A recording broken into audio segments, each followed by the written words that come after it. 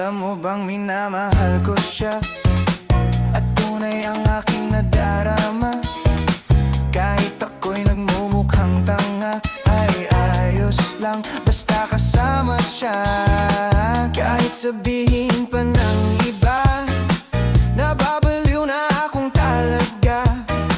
Kahit mayroong ibang nagcha-cha-cha, nagrurumba, nagsasalsa, pwedeng sabihin nyo to sa kanya. Ang puso ko'y nahihirapan na. Ano pa ba ang pwede kong gawin na uubra upang maakit siya? Palagay kaya ako